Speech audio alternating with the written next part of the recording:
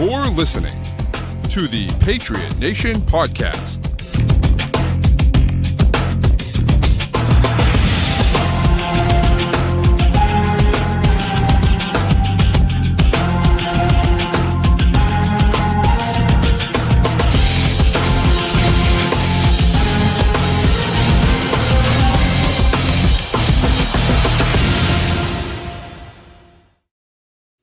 All right, welcome into another edition of the Patriot Nation podcast, a proud member of the CLNS group of podcasts. Make sure you download and subscribe to all of those shows on the Patriot Press Pass account. But tonight, it's the Patriot Nation podcast. It's your boy, Pat Lane, with my guy, Matt St. Jean. And tonight, we have a very special guest with us. He is from Go Long TD. He's got a fantastic Patriots article that we're going to talk about today. He also happens to be a Bills fan, so that's interesting. No? Not a fan. Okay, fan. Covers the Bills. Covers the Bills. Tyler Dunne. About that in December 23. They'll confirm that series that came out. That's a good point. I did forget about that. Tyler Dunne. That was a great. I think I still reference things from that article with my friends. So yes. Was that the 9/11? That was the 9/11 one, right? Yeah. That's not a speech that you want to give. Usually, but I grew up in Western New York, and so it is. In your defense, Pat, like anybody who grew up in Western New York, like 99.9% of those people are gonna be a Buffalo Bills diehard. It's just sad, man. I got into sports writing at Syracuse, started working professionally right away, and all the fandom that was inside of me just dies off. It's like the curse of the sports writer. That's what happens, man. You start thinking like an analyst. You can't. Yeah. Well, I mean, listen, that's the 9/11 speech. Then, for Patriots fans, you'll remember the Caleb Williams, Ryan Poles laughing Drake May off the screen. That's Tyler Dunne, and now he's got a new Patriots article out, which that one with the book he wrote, talking about of course tight ends and that was a great one. You guys are too good to me, man. You had me on to talk blood and guts and Gronk and Ben Coates and all these guys, and gave you a heads up on this piece that we had on Vrabes, Drake May. A dynasty that may or may not be constructed as we speak. It was fun, man. I love just digging through the ruins of a fallen empire. So to kind of sort through the rubble of everything Bill Belichick, Gerard Mayo, and hey, you got to look to the past to predict the future. And a lot of people had a lot to say. It's interesting. I want to kind of start at the beginning of the article, because I think when you talk about what Vrabel is trying to build here, and he's trying to build this sense of accountability, but also this, that everyone is important and everyone in the organization is important. And I just love the towel story. I thought was great, and just the little anecdote about that I thought was kind of telling about what kind of who the Patriots want to be. And so just to kind of shed a little bit of light on that, because that's really where the article starts. And I think I was like, okay, I can get behind this. I appreciate that, man. And thanks so much to everybody out there for reading, subscribing. If you're not a subscriber, you can read like a handful of paragraphs at the top, but it's about 7,000 words. So hopefully it'll make your subscription worth it for those who want to join, because, talk to a lot of people, former execs, coaches, current players, coaches, and it is emblematic. Mike Vrabel told the players that, hey, if you're going to leave dirty washcloths on the shower floor, guess what? The equipment staff's just going to pick them up, wring them out, and they ain't going to wash them. And you're going to have to clean yourselves with your own dirty washcloths. Basically, the theme is you will get out of this team what you put into this team. And, so there is like the bigger picture symbolism, but there's also the fact that, like, quite literally a lot was breaking down. Which surprised me, talking to a coach from that 2024 staff. He had heard about Belichick and Brady and the mystique, and he was all excited. And he's like, man, I'm looking around, and a lot of stuff's pretty ancient here. Like the sauna that the coaches use, like 2x4s are literally splintering off, and there's trash everywhere. And so, like, they bring this stuff to Gerard Mayo, and he would fix these things, but then it eats up half of his day. Like, coaches are getting these awful moving expenses, allowances. They can't even move their whole families. They eventually got that fixed, got it modernized. but it's eating up time out of Gerard Mayo's day. So there's a lot that goes into this series. But yeah, Mike Vrabel, he had a vision. That's the thing. Mayo didn't have a vision. Vrabel's done it. He knows what he wants, and he wastes no time getting it done. You mentioned the 2x4s and the moving expenses and all that. I think one of the big discussions points that gets brought up by Patriots fans all the time is, the perception that the organization is cheap. And I think you read this article, and I think there's points where it's like, it seems like that might be a Bill Belichick thing, especially a guy who's been known for value at any cost for his entire career, looking to do things as efficiently as possible. Kraft being one who, isn't necessarily always willing to pay the money. And then also some of this seems like it's just organizational, it's been done one way for a while and things get lost when you try to change things. So what's your perception from talking to people? Like, is the organization cheap from the top down because of Kraft? Is this primarily a Bill thing? Is it, are people overreacting to things here? What do you think? It's a great question, Matt, because that's all that was running through my mind when I was talking to this position coach about it all. Because in my head, my inclination is to blame ownership, right? Like, these are the billionaires. They have all the money. They can decide what to use that money on. But I think it's a Bill Belichick thing, because Bill Belichick really was the end all be all from 2000 to 2023. It's been Bill Belichick running the show through and through. The buck stops with him. Everything, like, they make a move to their coaching staff, he approves it. They want to change something at the building, he approves it. And look, all we have to do is look at his actions, because he ain't going to say much publicly. But when you're bringing back Joe Judge and you're bringing back Matt Patricia, and other teams are paying these guys, and you're giving them very, very important jobs and basically ruining Mac Jones, that kind of tells you how he operates. I think that they won so much, right? They're dominating the division, usually dominating the conference, winning 6 Super Bowls, doing it this way. So if you're able to win a lot of games and you don't have to pay money to fix a sauna or modernize your moving expenses, or just the little things that go into operating day to day to upgrade to 2023, 2024, 2025, if you've won it one way, I think the thinking internally is, well, why do you guys need all this? Bill was able to win without all this stuff. You don't need it. Yeah. And like this coach said, I forget the quote exactly, but he's like, yeah, well, we don't have Tom Brady.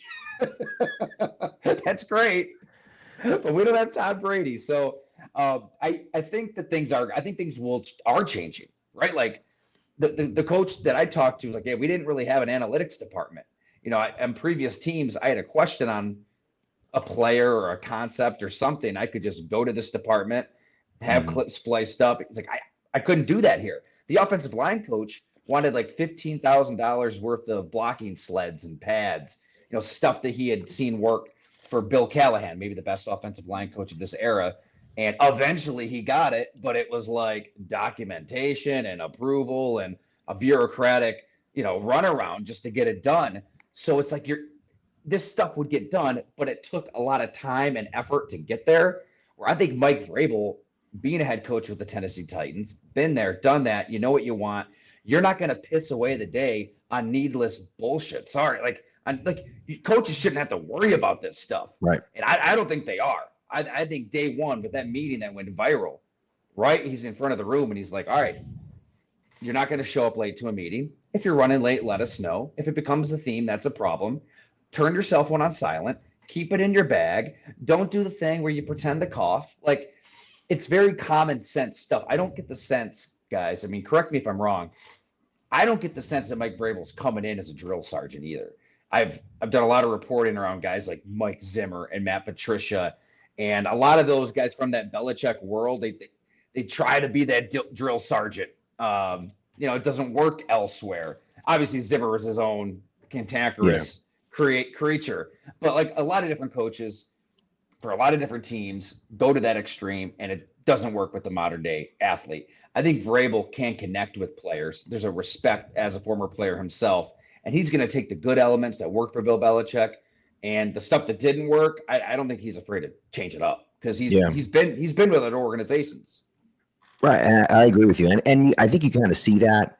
You see, obviously, the way he's handled Ramondre Stevenson, right? He's been, giving Ramondre Stevenson a ton of leeway. I go back to, and I've talked about 100 times on here, but I go back to, how he handled Borregales in game 2, right? Where he missed 2 extra points and gave him that long field goal down 3 to put them up 6.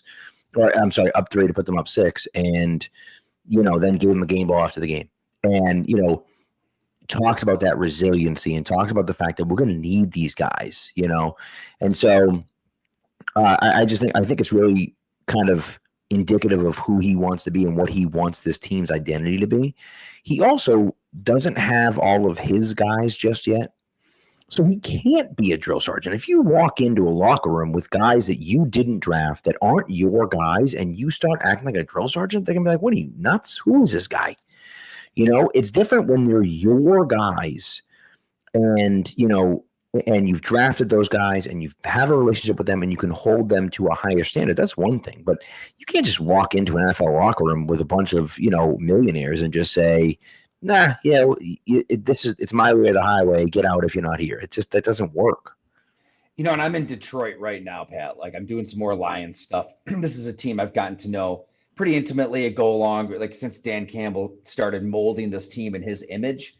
And what they really opened my eyes to is, for years and years and years and years watching this game, I just would think a coach comes in, a coach wants to install their culture, and a coach is trying to basically, dole out toughness pills to his players and give these rousing speeches and structure practice in a certain way. And it's like nature versus nurture, right? Like he can make these players tough. And the more you're around this game, the more you realize, like, that's a farce. Like, you just can't do that. Like, you need to find players who have that in them. Like, they innately want to run through that brick wall. So then when you give that speech, when you implement these rules, when you coach a certain way and it's fire and brimstone, they're going to react the right way. They're not going to tune it out and turn you off. Like, they will respond the right way because it's in them. And the Lions, they realize that, man. Like, they started on the offensive line. They drafted Penei Sewell. They rebuilt there. They built from the inside out. Jared Goff worked out. They kept drafting, kept signing guys. And, man, they are a direct reflection of everything Dan Campbell believes in. So I think Mike Vrabel maybe can get to that point in 2-3 years, but I think it's happening faster than even Mike Vrabel, Elliott Wolf, everybody involved with this team could have imagined. Would you go out and spend whatever the final dollar amount was, like 250, 260 million? Like they actively sign players who have just that fire burning inside them already and play with a certain violence. So I think that message is resonating sooner than they expect. And also, I think Drake May, I'm sure we'll get to Drake May. He's playing a hell of a lot better than they could have expected. I mean, this is a quarterback in one offense under Alex Van Pelt that's stressed. Footwork, a lot of precision there, lining up your feet with the timing of the routes and your eyes and all of that. But he wasn't asked to handle a lot mentally pre-snap. He didn't have to set the pass protection and call out the mic and do all this stuff. Josh McDaniels throws all of that on you, which is tough. There's a coach that was around Drake May in 24 that I talked to for this, and he's like, he's going to be a top 5 quarterback. He's going to be a star, but he really thought it'd be a work in progress because it's a completely different way of playing the position. We're talking right now, 5 games in, he looks like a top 10, soon to be top 5 quarterback right now. He's going to be a star. I think it's the way he processes is so advanced that he's going to speed up this maturation process himself. You mentioned the guys in the locker room too. I feel like you go back to early Belichick, and that's Willie McGinnis on defense being the guy in the locker room. If you want to leave the locker room, you got to go past him. That's Rodney Harrison when he comes in. And then I think one of the real underrated superpowers of the team was having Tom Brady be that guy, being a guy who could be a punching bag for Bill and then also turn those into the rah-rah moments. And guys are like, I remember the story about who's that? The old Broncos safety who came to the Patriots in 08. John Lynch. He came in, and after the 07 season, the Brady has first day of training camp, Bill has a low lights reel of Tom Brady ready to go, and he berates him in front of everyone. And always like, Lynch is like, oh, they do that here? And that kind of fires everyone up because they're bought into it. And then I look at the group that they have now and like, the guys they brought in, like Morgan Moses and Milton Williams, who's like that, Robert Spillane, who's like that. I don't think we expected Stephon Diggs to be one of those guys, but he absolutely has been so far this year. And they're clearly grooming May to become one of those guys. They're clearly asking him to take on that leadership role. And I think for him, he's taking on that leadership role emotionally. And then there's the X's and O's. And we talked about on the show, I didn't think he was going to be this guy until maybe November or December. And he seems to have he had a real rough week 1 with McDaniel's offense, and ever since then he's been playing at a top 10 level. It's incredible. Like I had high hopes, and I didn't think he was going to pick it up this fast. Yeah, but I think we all knew that he had these physical gifts. He had athleticism. He had a big arm. I think the assumption was that Drake May was raw, that he was a project, that maybe he should sit a full year and learn. Hey, it worked for Aaron Rodgers, Patrick Mahomes, Tom Brady. It's old fashioned the way to mold a quarterback that way, but he was so raw that I think that even people in that Patriots building with Drake May's best interests at heart looked at him and said, this is for the best. But they realized very quickly he is a genius. There are people there who think he's the smartest person in the building, Drake May, at 22, now 23. And it's a matter of, okay, yeah, he can go up to the line of scrimmage and he can know everybody's jobs. He can set the pass protection. He knows the routes. He knows how they're going to react. But it's also post snap and his spatial awareness and that ability to kind of keep your eyes forward and know all the action in your peripheral vision that's going on. That is so difficult for a veteran to do, let alone somebody in their second year. So I think that I think Josh McDaniels is psyched. I talked to Ashton Grant. I know he's psyched because he's got that superpower on top of the big arm and the ability to extend a play. But maybe what I love most about Drake May, especially on the heels of all of our Caleb Williams coverage to go along, he's open to hard coaching. Like, right. It's okay if you get on this guy. Like, he wants it. He relishes it. His quarterbacks coach brought up, like, Kobe Bryant, Michael Jordan, the best of the best. They want that hard coaching. And, that don't assume that all quarterbacks are like that. They most certainly aren't. Right. The one in Chicago walked right away from his coaches if they were too hard on him. Maybe that's changing with Ben Johnson because he knows he's got to respond or else he's out of there. So he could develop, he could mature. But year 1, it sure as hell wasn't like that. I think Drake May, if there is one fault, if you're looking to try to find something in him, what I was told is he's unbelievably loyal. Like, it was hard for Drake May to replace Jacoby Brissett. Like, that was his best friend. He knew the real story behind the scenes, that the quarterback really wasn't the main problem. They had a lot of other stuff going on. And to me, it's an endearing character trait to love your teammate to that degree that it's hard to replace him. But don't get it twisted. He's competitive as hell. And I think you saw that against the Bills Sunday night. Yeah.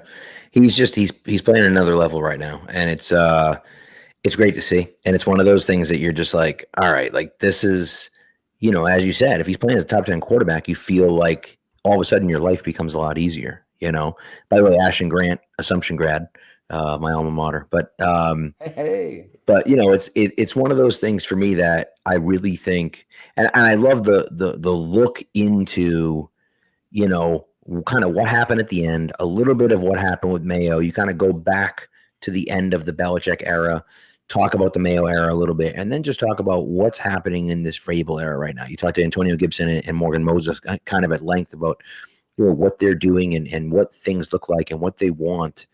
And I think that, you feel that building. You feel what's happening out there, right? You watch, the Patriots on Sunday night against the Bills, and you watch the way that they rally to the football on defense and the way that they work and support each other, and you see them in the locker room. And I think, the stuff for me where, like, Hunter Henry scores a touchdown, right? And as he scores a touchdown, he comes off the field, and the first thing that Vrabel says to him is, "Hey, Pop sprung you. Go tell Pop he made a great block." And he goes over and tells Pop he made a great block. Then Ramondre scores a touchdown. The first thing that Vrabel says to him as he comes off, he says, "Hey, Hunter made a great block on that. Make sure you go over and thank Hunter for that." And so he goes over and like, it's it's accountability, but it's also appreciating the guys around you. And I think that, that draws the team closer together. And sometimes team chemistry matters so much more. You can get more out of a team if they have that chemistry and they work together well than if they're just, 53 guys and 53 cabs, right? It's just like that's just not the way. It's not, successful, I think. And I think that's what he's trying to build here. And so far he's been successful with it. Now, again, if you're not winning and think, okay, that obviously can then be an issue. But right now, the way things are going, it's looking pretty rosy right now. When I get. Oh, I'm sorry. Go ahead, Matt.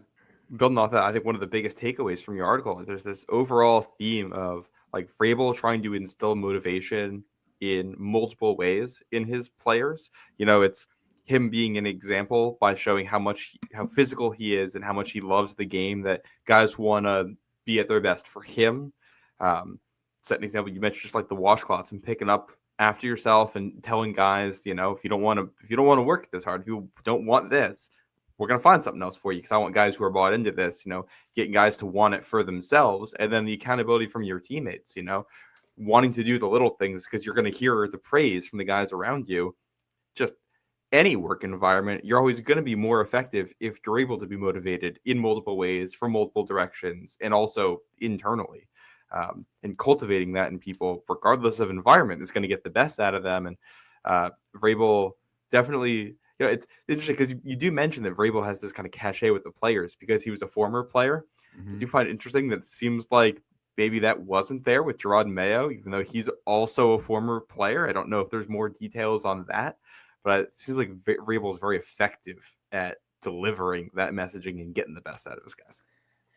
Yeah, that definitely was intriguing to me too, talking to these guys, because Gerard Mayo did play. He was just there. And that we have memories of him as a linebacker in the middle of Super Bowl defenses as well. And I think that he was actually pretty good in front of the room speaking to players. That surprised me, talking to people. They said, no, that really wasn't his fault. But he didn't know what he didn't know as a head coach. Like, all Gerard Mayo knew was Bill Belichick's way of running business, and the way he structured practice, and the way he talked in front of a room, and all of that. And I think that lack of perspective really hurt him in the end. He had some new faces on that coaching staff, guys who had failed, as head coaches and coordinators. Ben McAdoo, Alex Van Pelt. And I think that he didn't necessarily listen to these outside voices when, what hit the fan, when things are falling apart and the roof's caving in and the foundation is caving in. He reverted back to familiar faces and people who had been there forever. And that didn't help, And I think with Mike Vrabel, that what's interesting, yeah, he'll be hard on guys, but he can be hard on guys because I think they know it's coming from such a genuine place. Like, he's really trying to get to know these players as human beings, 1 through 53. Now, you can't have therapeutic sessions with 53 players as a head coach every day. It's hard to have substantive conversation. But, Brendan Schooler, he's been there for Belichick, Mayo, and Vrabel. He really sees a head coach who's trying to connect with players on a personal level. Dan Quinn is a great example in Washington. When he took over the Commanders, he told his assistant coaches, like, don't even talk football with these guys, with your players, for whatever it was, 2 weeks. Just get to know them as people, because if you get to know them as people, like, when you do have to ride their ass, when you do have to be hard on them, when you have to, like, drive home a point, they're going to know it comes from a good place. So I think there's an element of that with Vrabel, but more than anything, when you then throw in the former player stuff, when he's holding the pad and he's letting an offensive lineman just drive him into the dirt if they dare, if they can, like, guys respect that. Guys love seeing him getting into that training camp scuffle and getting a bloody nose. Like, May loved it in the moment. Like, that stuff has a galvanizing effect. And I think that it really did begin with that first speech in the offseason, talking about accountability, to the private meetings where you're saying, pick up your dirty washcloths, to training camp, to the games. I mean, Pat, your point on letting the kicker kick, letting the running back carry the ball after fumbles, like, that trust does kind of matter. Now, if it continues, you probably want Ramondre Stevenson on the bench, but like there is a genuine connection gradually building and building and building that feeds into the ethos of a winning football team. And I think too, Not to go all the way back to 2001, but I think that, there is some truth to the fact that Mayo kind of writes it into his contract that he's the successor of Belichick when Belichick leaves, and then Belichick kind of falls apart quicker than people expected, and so now Mayo takes over, and it's kind of this weird situation where people are looking at it saying, like, I don't know, do we really think that he's the guy? And we didn't interview anyone else, and we feel like he's the guy. And I think, interestingly, for me, I always go back to the Tuck rule and how that was such a huge play, because if the Patriots lose that game, I believe that Bill Belichick trades Drew Bledsoe in the offseason and they stick with Tom Brady. But I also believe that the locker room may not have been 100% behind Tom Brady if that had been the case. And so now you're dealing with a locker room that's a little bit divided, because you have Bledsoe, who had been there for years and had a ton of people that were there that loved him and that respected him. And then you're dealing with, they haven't won a Super Bowl, and so you don't have that cachet anymore as a quarterback or a head coach. And so thankfully we don't know what would have, there's no way to know what would have happened if that were the case, but it certainly kind of felt that way, that he might trade Brady, but how will it have worked out? And in this kind of same situation where, if Belichick had stayed for another 3 or 4 years, had broken the wins record and retired himself, it might have been a little different feel for Gerard Mayo taking over for him. But because of the way things happened and because of how sour Belichick was about it, you kind of feel like, oh, Mayo was going behind everyone's back and getting this deal done, behind everyone's back and doing this stuff. And when he reporting to Kraft about what Belichick was doing and all this stuff is around the team, and the players hear that. And so it just never has a chance to work. And to your point, he doesn't have anyone in the building. I mean, he had Jamie Collins, who, listen, I'm sorry, not Jamie Collins, Dunne Hightower, who, again, phenomenal Patriots linebacker. Love the guy. He's a Patriots Hall of Famer. He was coaching the inside linebackers. He had never coached a day in his life, ever. He didn't even coach high school football. So, you just can't jump into coaching inside linebackers, especially with a first-year head coach doesn't know what the hell he's doing. So it was destined to fail from the beginning, and some of that was on Kraft, and some of that was on Mayo, and some of that was on Belichick, and it was kind of all wrapped up together to be a mess. And now I feel like we have a chance to work out. Do you know when Belichick found out that Mayo had that in his contract? That probably surprised me as much as anything through all of our reporting. Is I just assumed that Belichick knew, like, whenever that was slipped into Gerard Mayo's contract, that it was like an understanding and, passing of the torch, coach to player, and that, Belichick's kind of taking Gerard Mayo under his shoulder and it's showing him the way. Like, it was not that at all. I was told Belichick had no clue that was put in his contract. And that the last year and a half, Belichick didn't even talk to Gerard Mayo. Like, they did not have a good relationship at the end. So I'm guessing, like, when I asked, okay, is it because he found out about this and was pissed off about it? And that was kind of the understanding. But yeah, I think that at the end, Belichick was just a cranky, ornery old man, right? Like, he losing sucks. He was losing more games than he ever lost. Guys that he drafted were terrible. Signings didn't pan out. He ruined Mac Jones by bringing in old cronies because he didn't want to pay good coaches to, like, groom this guy. It was a total mess. And early in his career, and this is all in the story if people want to check it out, like Romeo Crennel, Dante Scarnecchia, Scott Pioli, Charlie Weiss, like these early coaches and coordinators and execs, like, they would call out his BS. They would tell him, no, we're not drafting that player. You're nuts. We're not signing that player. You're nuts. You're not doing this behind the scenes. And he would listen. Like, I think he did listen for a while. But I think as time passed, as the Super Bowls added up, as the ego became more inflated, he did surround himself with enablers and yes men, yes women. And, the Jordan Hudson conversation is something we can't just gently slide into this Patriots conversation. It's more of an atomic bomb, but I think that does kind of factor into it to an extent. I don't think anybody is saying, "Hey, Bill, what the hell are you doing here?" Right. It is a little odd, Well, it's just, and and I don't know, if it's Ernie Adams, but you look at even like he sends the letter, and I know they end up winning the Super Bowl afterwards, but he sends the letter to Trump saying, and it's like, and Devin McCourty said after the fact, like, he is telling us to stay out of the media and stay out of the press and don't say anything.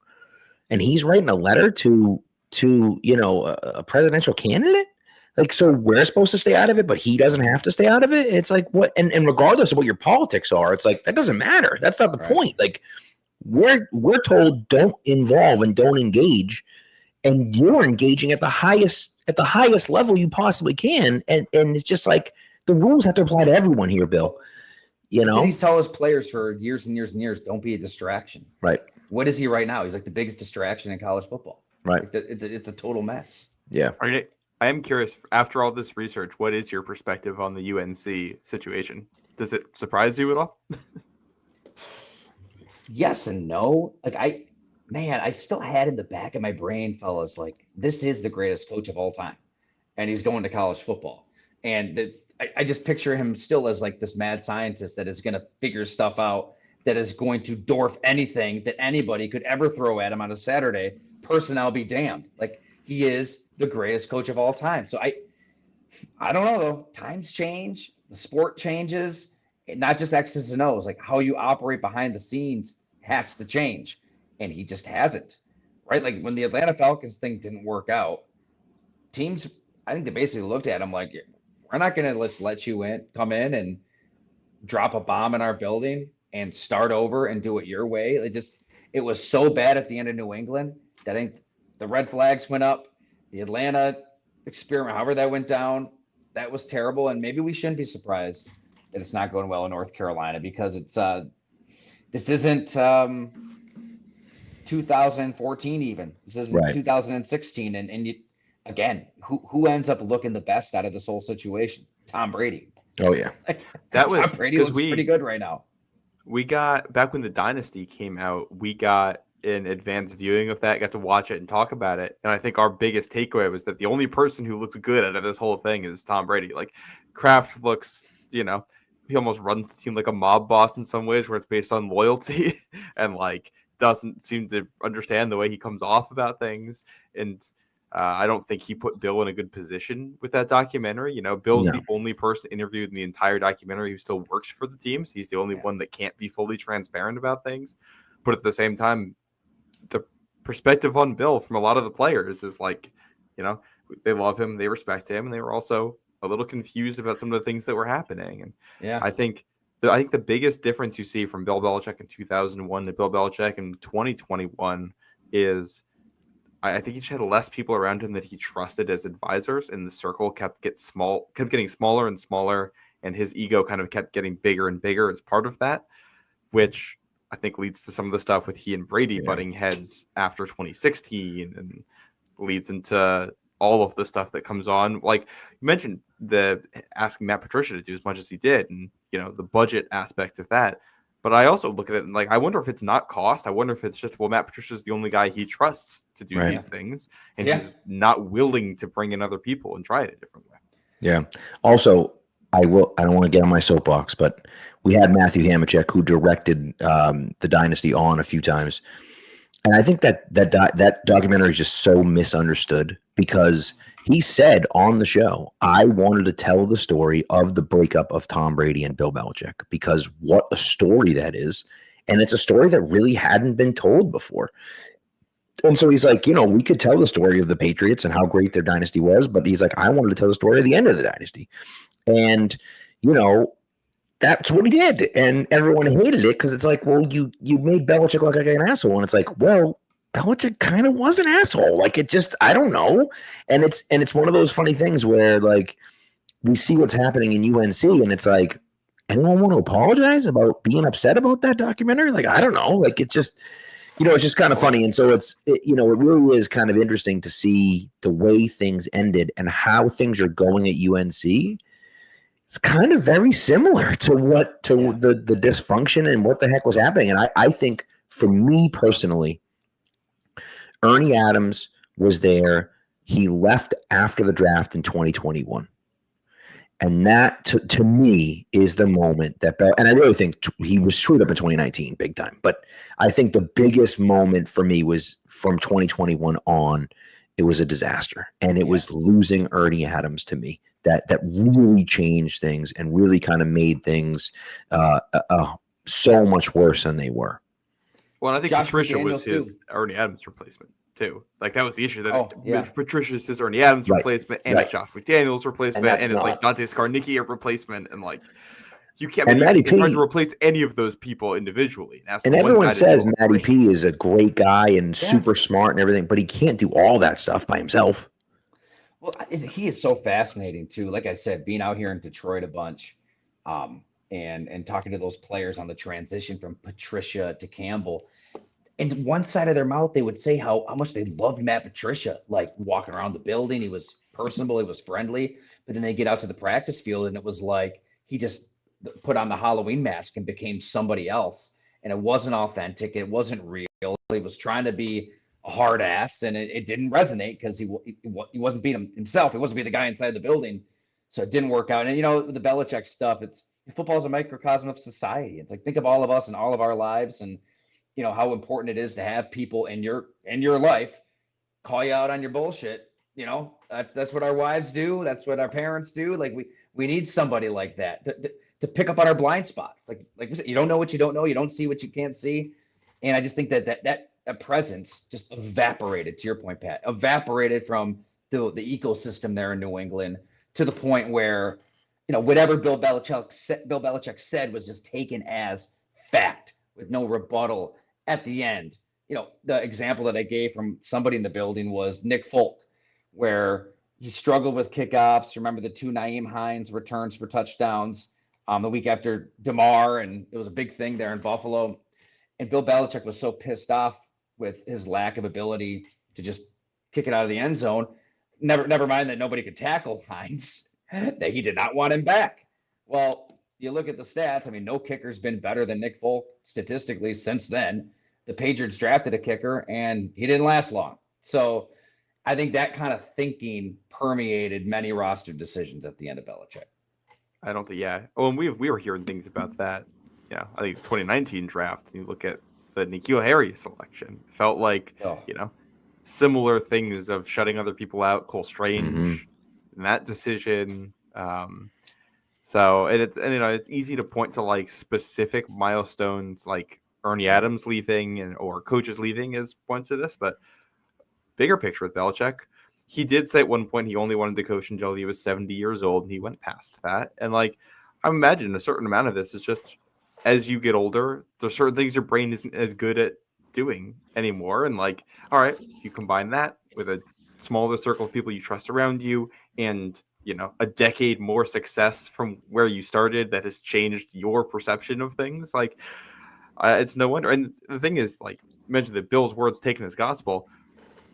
There's a reason for that. He's pretty good at this, right? So if you're following that, you're still probably going to win a lot of games for a long time. The problem is that all of a sudden the roster bottoms out when you lose, multiple Hall of Famers to, leaving or retirement or whatever. And now you're trying to replace those guys, and it's a one-person effort trying to replace those. And it's hard enough to do that when you've got a team full of experts behind it. If you're trying to do all of that with one guy running the show, you need to be extremely lucky all at once. I got to think that even Belichick was worn out by the end too. Like even somebody so obsessed with the sport's got to get tired, right? Like, I mean, you'd think so, but he went to UNC, so yeah. No one goes from like coaching college football is a much higher like level of energy that you need for that. Was just how much of a full year gig that is. Well, I think nobody does that because when they're tired. I think it comes back to the ego, right? That he wanted to prove that he could do it. And, more so than anything else, he was just trying to prove that he could do it. And it hasn't looked good so far. We'll see. They made a statement saying they're behind him and he's committed, but that's never good when you got to make that statement. It's not great. Did you see someone made a meme after that, and it had the logos of every other team in the ACC that said, and we also stand behind UNC's decision to keep Bill Belichick.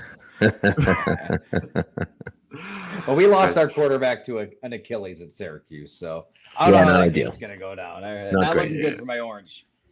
Oh boy. Yeah. I will say it is kind of crazy that we're here in 2025, like 7 years, not even a full 7 years removed from the last Patriots Super Bowl. Bill Belichick, like it's still pretty close in the rearview mirror, and just the way the perception of Belichick, I think, has changed with Patriots fans. Even from like a year ago, it's crazy how quickly I feel like this has shifted. I was talking in a group chat with some friends who are not Patriots fans, and I was like sending all the updates on the Belichick drama this week, and they were like, "Wait, why do you keep sending this? Like, aren't you supposed to be the one defending him?" And I was like, "Oh, like you don't understand the way that things have changed among Patriots fans and their perception." It definitely has. You're right. I've picked up on that. I think, and it's changed fast. Yeah, like just I think like in a month. Denying the Patriots scouts access, I think, was a big turning point of like, oh, well, he's actively doing something to try to hurt the current iteration of the New England Patriots that I'm actively rooting for. Like, this isn't about drama between him and Brady or between him and Kraft. Like, this is something that impacts the day-to-day operations of the team that I still watch every single week, and I think that resonated with people. Yeah. I agree. No doubt. So, well, Tyler, this has been great. Anything else you want to add about the article in particular that you want? Because I know you so much research went into it. And one of the things, and I mentioned this to you off air, but one of the things that I love about your articles is that there's so much attention to detail. And, you're talking to a ton of different people, and you're kind of giving anecdotes that people haven't heard before. And I think that, the level of detail there is great and worth the subscription, in my opinion. If you're not out there, subscribe. So I just wanted to make sure there wasn't anything else you wanted to kind of fill us in on that's in the article. Too kind. Checks in the mail, fellas. Thank you so much. No, hey, the way I look at it, like fans are the ones spending ridiculous amounts of money on beer and parking and game tickets, and for these fans to just be fed a bunch of BS at a podium and poll tested massage narratives, it doesn't seem right. Like, I try to go along a place that will just relentlessly pursue the stuff that the teams may not want out there, right? The good, the bad, the ugly. There's a real NFL behind the scenes that is very Thronesian. So there's a lot with these Patriots, and I'm sure I scratched the surface. I'm sure there's even more. But I think that, what people can take away too is, in addition to everything we talked about with Belichick and Mayo and how bad it was at the end, it does really genuinely seem like Vrabel has a plan, has a vision. And what has me more excited than anything is the way that Drake May is wired and works and can take on this Josh McDaniels offense and bring it to life. So, the whole story's there at golongtd.com. It's called Patriot Reign, how Mike Vrabel and Drake May can restart a dynasty of their own. And also caught up with Travion Henderson when I was out there, and he's got a absolutely wild story that I had no clue about. Really opened up about his transformation, being haunted, in his words, by literal demons at night, floating at the top of his bedroom. And he's in a state of sleep paralysis. My goodness. And it lingered into college. And it took an injury in college for him to get right with the Lord and embrace Jesus Christ. And he became unbelievably spiritual and turned his life around in a multitude of ways. You can see why Mike Vrabel likes a Travion Henderson to draft him. Now we'll see if he likes him to get him the ball, right? That's a big thing out there. Right. Incorporated into the offense, but he's absolutely, a key cog and all this cultural stuff we're talking about. Yeah, I totally agree with you, and it's there's a lot of people out there, including fantasy owners, that are like, just give the guy the ball, would you please? But it is, he's been, not as good as we were hoping for, but I think the potential is there, and so I'm hoping that they stick with him and get him the ball as much as they possibly can. We'll see. Root for marathon of a season, right? Yeah, exactly. Well, thank you so much, Tyler. Really appreciate it.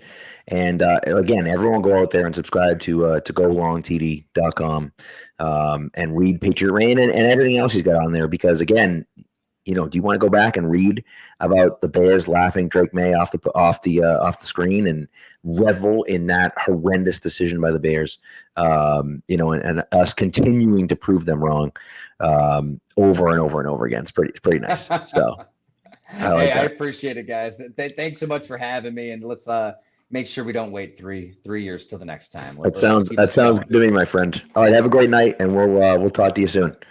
Sounds good. Thanks, guys. Take care. All right, let's do a quick ad read, and then we'll get into our preview. This ad read, of course, is for Prize Picks. Prize Picks, the best place to turn your football knowledge into real money. The number one fantasy sports app, daily fantasy sports app, on the internet. Make sure you get out there. Now, one of the things that Prize Picks is doing, they're the only app that offers stacks, which means you can pick the same player up to 3 times in the same lineup. You can pick more on Drake May for passing yards, rushing yards, and touchdowns. You can do all 3 if you want, which is fantastic. You can also follow other Prize Picks players directly on the app and copy their lineups in one click. Whether it's a friend or a celebrity partner or just someone whose picks that you like, you can hit the follow button and check out every lineup. I wouldn't recommend following me, but you never know. Maybe I'm back on track this week. You never know. Again, my favorite, those are great. I also love the fact that you can mix and match lineups, right? We have baseball's going on right now. Yankees are out. See ya. Yankees, Phillies lost tonight in a horrendous fashion. But we have baseball going on. We have hockey going on right now. We're going to have basketball going on soon. So you can combine all of those with football if you'd like and make one lineup out of that, which is great. So what you're going to do is download the app Prize Picks, put in the promo code CLNS, and you're going to get $50 in lineups after you play your first $5 lineup. Again, that's code CLNS on Prize Picks to get $50 in lineups after you play your first $5 lineup. Prize Picks. It's good to be right. All right, Matt. I want to pick up something that he said before I forget it. Yes. I want to just make a connection. He talked about a lot in the article about Drake May's spatial awareness and how that factors in for him. His ability, we saw it on the winning drive Sunday night, and I think it connected some dots for me from the scouting evaluation because you look at his history. He also used to play basketball. And when you play basketball as a passer, you have to have that spatial awareness, especially I think May was a forward. So he's probably playing in the post. So you got to know where guys are all around you, be able to play in traffic and just get the ball somewhere. It doesn't matter how the ball gets to the guy. It just has to get to the guy. And I think you saw that on his college tape. I just didn't really know how to articulate that when we were explaining it before. But I think basketball contributed to that increased spatial awareness. That means he can just play in tight windows and in weird situations. And it just doesn't faze him. He's just so used to have bodies flying around him in tight spaces that he can just execute. Yeah, I agree. Also, you see this Giants score? It's unbelievable. Unbelievable. They picked off Hurts. They're going for it on 4th down. Oh, they picked it up. By the way, I forgot to mention my Prize Picks lineup. My Prize Picks lineup for this week, JSN, more than 4.5 receptions. Drake May, more than 1.5 passing touchdowns. And Quinshawn Judkins, more than 77.5 rushing yards. That's mine. You can follow that. Maybe you follow it. Maybe you follow it and you feel good about it. But nevertheless. All right, let's get into this Saints game. And I want to go all the way back to the beginning. Nikhil. Trap game alert. I will say, for the Patriots, in their credit, they mentioned that right off the top. And I think Stephon Diggs, one of the, his quote this week, I loved because he basically said, I think a win this week would be more impressive than a win last week. Last week, all eyes were on us. We're Sunday Night Football. We're trying to prove ourselves. We're trying to prove that we can do it. And now this week, we just did it, right? We just did it, and we have to go out there and prove it wasn't a fluke. And, you're going against – he didn't say this, but I'll say it. You're going against a team that kind of sucks, right? And so you have to show that, hey, I'm going to stick. We're still here. We're still focused. And, that to me, is so incredibly important. And, I'm glad that they have this mindset. Also, the Eagles just fumbled again. Outrageous. Outrageous. So funny. Yeah, it's when I was like the Saints team isn't good. They're not a good team, but they're like stuck in this weird area where they're like they're I feel like they're gonna upset some team this year. Yes. Like the defense, they're top 10. What are they? They're fifth in the NFL. Yeah, in takeaways. Say they're good Defense. Yeah, they force turnovers. They don't turn the ball over a lot themselves. Spencer Rattler isn't exceptional, but he's one of the 32 best quarterbacks in the NFL right now, I'd say. They got some speed at receiver. So, and I think their record is deceiving. They're 1-4 on the season. They lost against Arizona in what was a one-score game where they outgained the Cardinals. They lost the 49ers by 5 points in a very close game. They got killed at Seattle. Make no mistake, they got destroyed at Seattle. Even that one, though, involved special team scores and stuff. And they went to Buffalo, and it was a one-score game in Buffalo late. And then they just beat the Giants. So, I think this is a team that's better than their record, better than you think they are when you just kind of think of the name, but also definitely worse than the Patriots team that we've seen play through the first 5 weeks. Yeah, I agree for sure. And so, we'll see. I mean, again, it's a situation where you feel like the Patriots should go in and win. This is a game that they should win. On paper, they're a better team. Spencer Rattler is fine, but the Patriots should be able to stop them. The big thing for me is they have Chris Olave, who's a phenomenal receiver, and they have Rashid Shaheed, who's just faster than everyone. And so can you contain those two guys? They still have Alvin Kamara, who, by the way, Alvin Kamara, for me, is a really interesting trade candidate. He's a little bit older. If the Chiefs are looking to rebuild, they might be looking to move on from him. The Patriots need another running back. I think he'd be an interesting fit for what the Patriots want to do, and he's expensive, but he's not that expensive. It's more so, I think it's more so the cost next season on his contract than the cost this season, if I'm remembering. It is. That's definitely true. And that's definitely fair, right? Because the hit on his contract next year is fairly big. I believe it's $18 million cap hit next year. So certainly not ideal, right? And it's fully guaranteed. So almost fully guaranteed. So the dead cap is $18 million as well. You don't save anything from cutting him next year. So, well, no, you would, because the Saints, I think, would absorb that if they trade him away. The portion that would become dead. Yeah, that's a fair point. So, that's a fair point. So you can move on from him. The problem is you just need someone that's willing to take that, I guess. Right. Right. I think the Patriots could make some sense as a trade partner. It's all going to depend on how much, with what draft capital we're talking. Somebody else might get more aggressive. He's also, I think, having a slightly down year by his standards. He hasn't been awful. No, he's been fine, but he hasn't been great. He's not the Kamara from a couple of years ago. So, yeah, but yeah, I think this is an interesting matchup for the Patriots.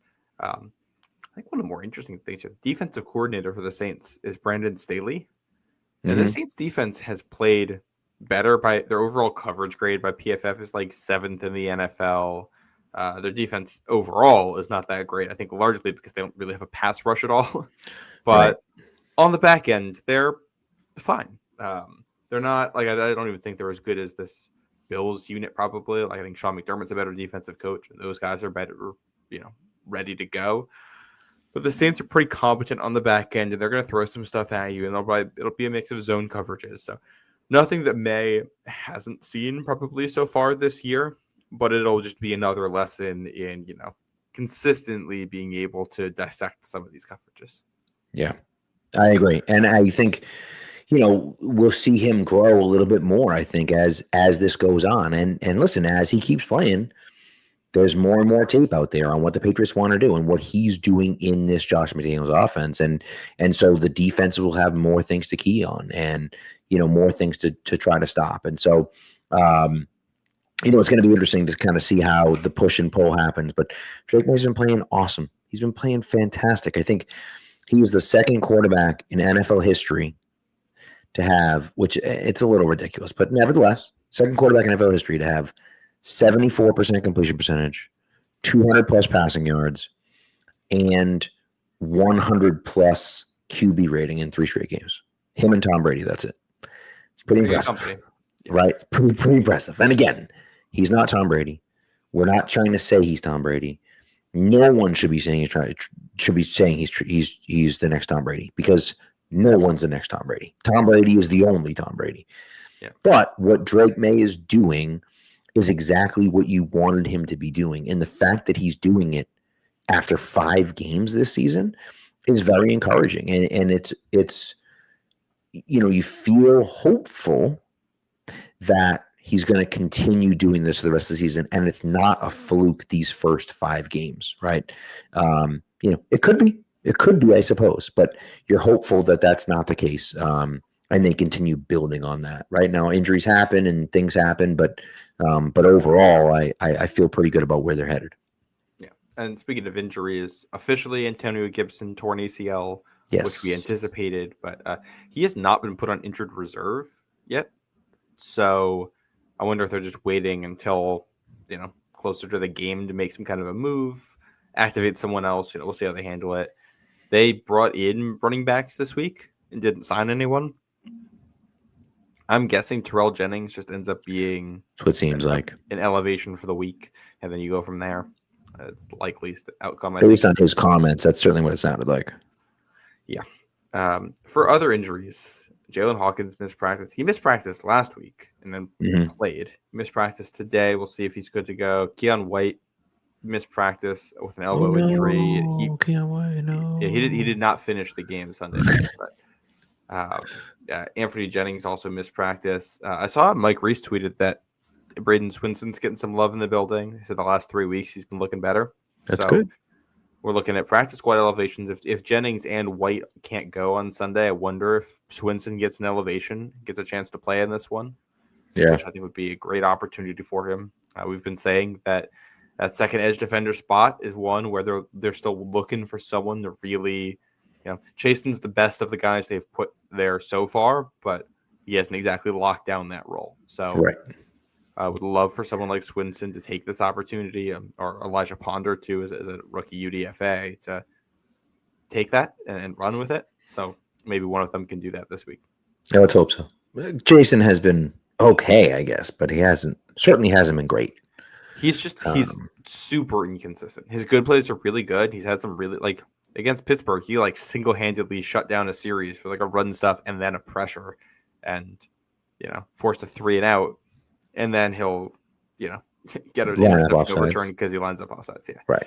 And it's just, you can't, it's not a trade-off that's working out for you. If he can clean things up, I think he can be that guy. But, they need someone, I think, to emerge there. Other injuries. Caleb Jason's also been limited in practice. Yeah. Farmer and Milton Williams. Gonzalez was limited today, but according to Ben Volen, he re-injured himself. Yes, according to Mike Reese, it's a scheduled. It's not even a rest day. I think they had him just kind of training on the side to work on his hamstring. So yeah, keep it loose. So whatever he has to do to manage that. I'm curious what they do coverage-wise this week, because these Saints receivers, Rashid Shaheed is fast. Chris Olave is a very good route runner, and then they got Brandon Cooks as their third receiver. He's not Brandon Cooks anymore, but he can play. Yeah. I wonder how they match that up. You can probably match things up the way you want to, is my guess. I think Christian Gonzalez athletically can play on. I wonder if what you do is you put Christian Gonzalez and Marcus Jones on Olave and Shaheed in either order, and maybe have Carlton Davis stay with Brandon Cooks. Sure. Just speed-wise, that might make the most sense. That could work. Man coverage. That certainly could work. I would like that. Yeah. The Saints offense, though, is not their offensive line is not good, and the Patriots defensive line is good. So that Yeah. they should control things there. Well, you would certainly hope so. And on the other side, the Patriots' offensive line has been good. They haven't been great running the ball, but they've been good pass protecting. And you would hope with a weak Saints pass rush that it should be a week that, they're able to kind of do those things. We'll see, but that's the hope, at least, that they're able to throw the ball around a little bit and, not that Drake May's going to sit in the pocket or anything like that, but, have some time and make some plays. So we'll see, but that's the hope, at least. By PFF grade, the Saints defense is the worst in the NFL at both tackling and pass rush. Well, that's not ideal. Why not? Yeah, and I think you want to avoid a trap game here with things like that. It's just avoid the dumb stuff. Right. The Saints will lose this game themselves as long as you give them the opportunity to. Right. So don't put the ball on the ground. Don't throw it to them. Don't catch the ball when it's thrown to you and just get upfield with both hands on it. And well, listen, the Steelers did the same thing. Steelers gave you the game, and you gave right back to them. And so you have to go out and play clean football and play smart football. And if you do that, you're going to win this game, and you might win this game easily. But, you have to show up, really, is what it comes down to. And this is the start of a very easy stretch for the Patriots. And again, it's the NFL, so no games are necessarily easy, right? You're playing against actual NFL football teams. But you have 3 straight road games here against the Saints, against the Titans, and against the Browns. Those should be 3 wins for you. You're better than those 3 teams. Now, I will say the Browns looked significantly better with Dylan Gabriel than they did with Joe Flacco, a quarterback, but that'll work out well for Cincinnati, I'm sure. Right. But I still don't understand why they don't trade for Jameis. Why aren't you trading for Jameis? It drives me crazy, but whatever. You hope you win those games, and then you have the Falcons at home. You should win that. If you rip off 4 straight wins, now you're 7-2, and you're heading into Tampa, and Tampa's a tough game. But okay, so you lose that. Now you're 7-3, and then you have the Jets at home, at Cincinnati, and the Giants, who look good tonight, but the Giants at home. Even if you only win 2 out of those 3 games, that puts you at 9-4? That's a playoff team. You're a playoff team. And that would be insane if you can do that. But when you're looking at the schedule and the way those teams have played and the way the Patriots have played, you feel like they should win those games, right? And I think that, when you start looking around at what's there, that to me is the really fascinating thing that this is the way the Patriots have played. And it's only 5 weeks. And so there's a long way to go the rest of the way through, but it's not a fluke. I don't think you can sit there and say it's a fluke yet. Well, the opportunity here is in front of you. It's all right there for the taking. You just got to go out there and do it. Exactly.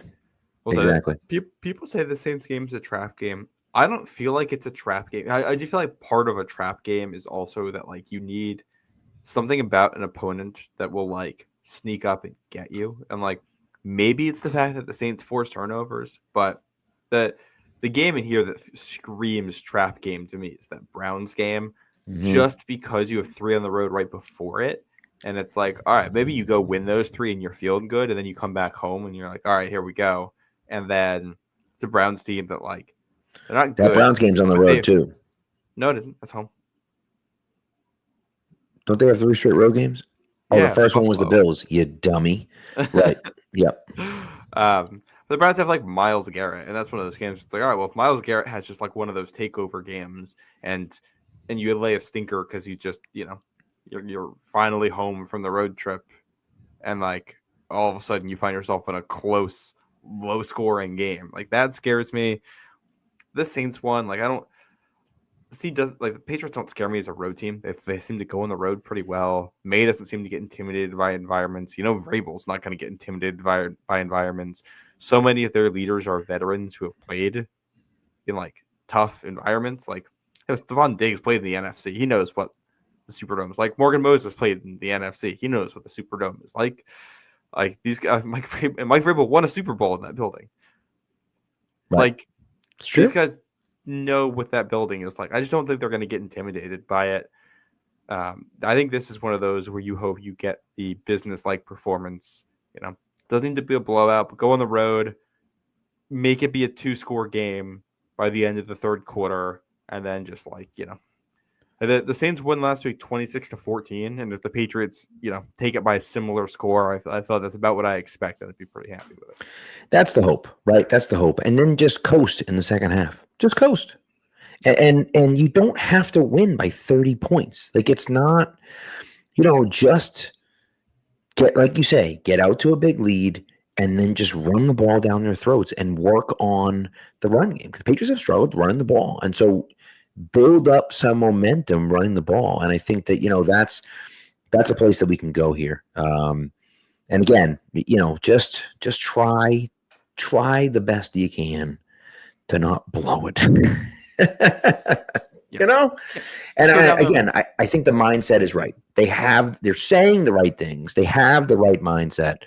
And so, let's see if they can then pull it off. Yeah. So on a different subject before we log off. Yes. The tush push. Yes. I feel like I go on the internet today and now everyone hates. I was watching the Bruins earlier, so I don't know have the full context on what exactly happened tonight, but it seems like after an off season in which if you said you don't like the tush push, you were weak and not a real football fan. All of a sudden, if you say you like the tush push, you're weak and not a real football fan. That's what the internet's saying tonight. Where do you land on it? So what I look at with the tush push is that if it was a cheat code, then everyone would be able to do it, right? But only the Eagles are able to do it. Like, I guess I don't understand. Like, why are the Eagles the only ones that are able to do it well? Well, people would tell you it's because they get away with false starts every time they do it. I don't know if that's actually why, but so just do the same thing. What do you mean? Like, why wouldn't you just do if? And listen, maybe that's true. And I've seen the super slow mo, and it does look like they moved before. Maybe they're lined up offsides, or whatever the case may be. Fine, do that yourself. What difference does it make if they're not going to call it? Just do it.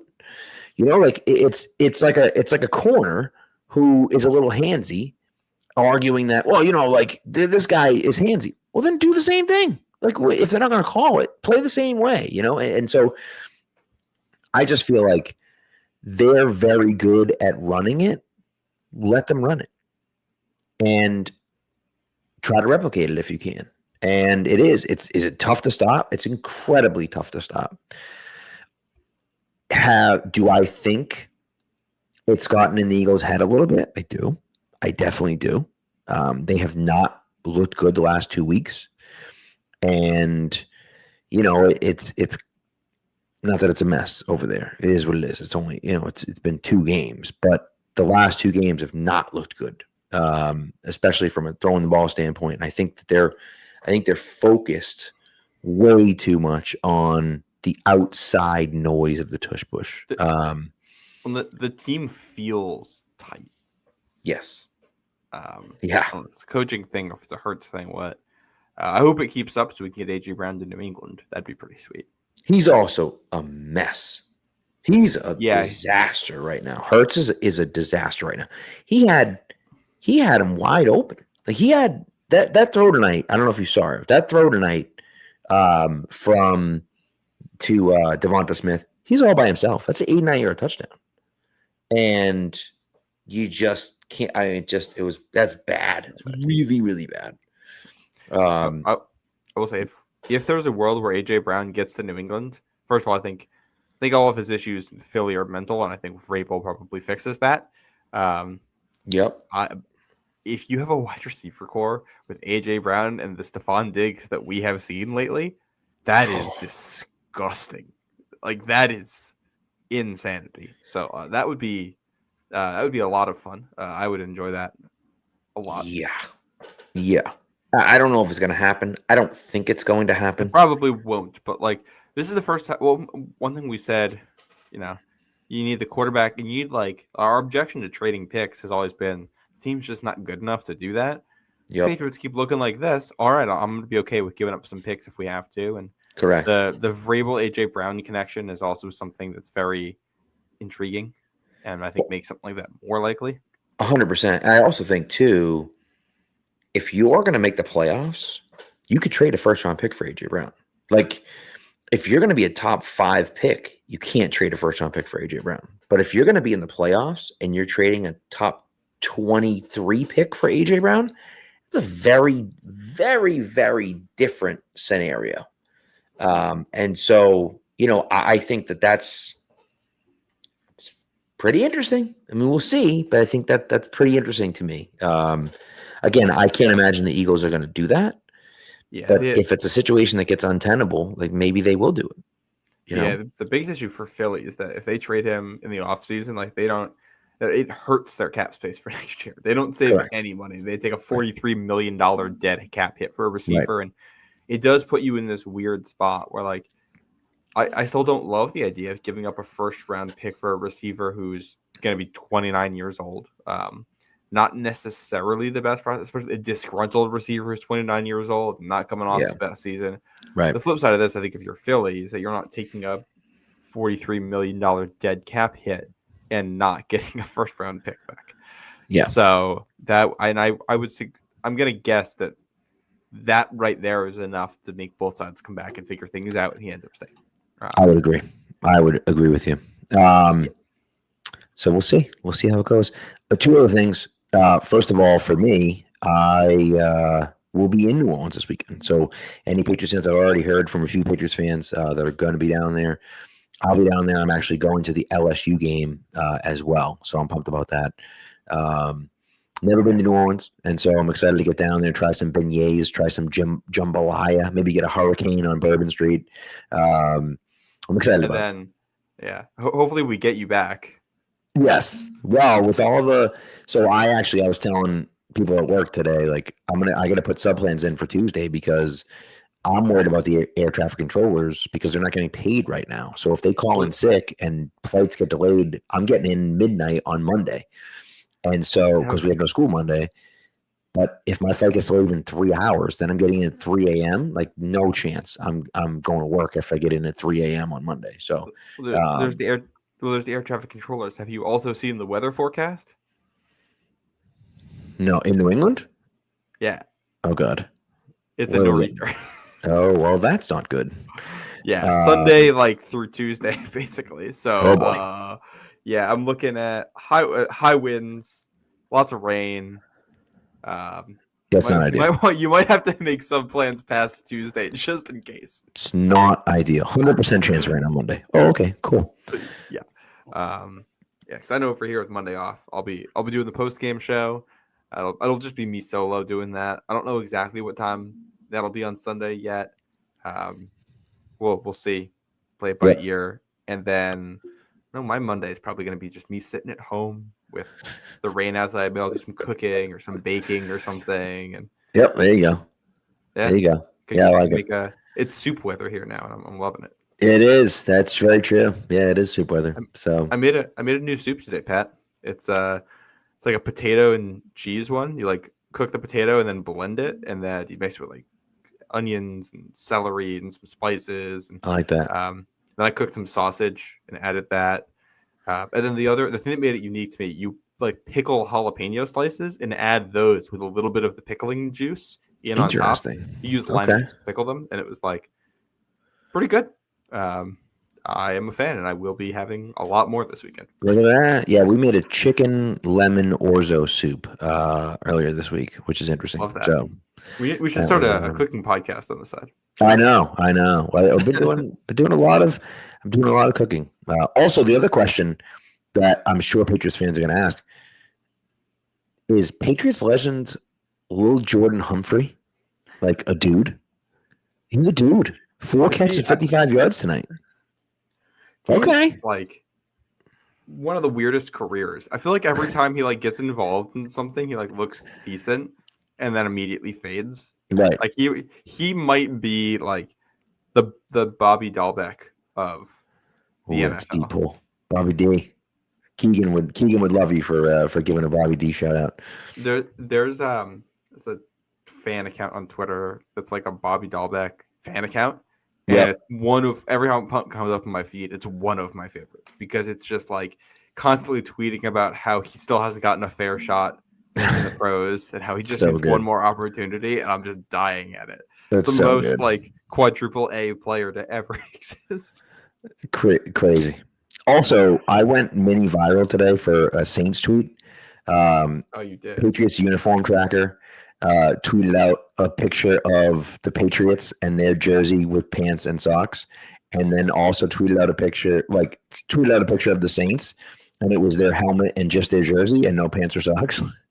So everyone was talking about how, whatever. I got 34,000 likes or something stupid on some stupid joke about the Saints not wearing pants this weekend, which is just so funny to me.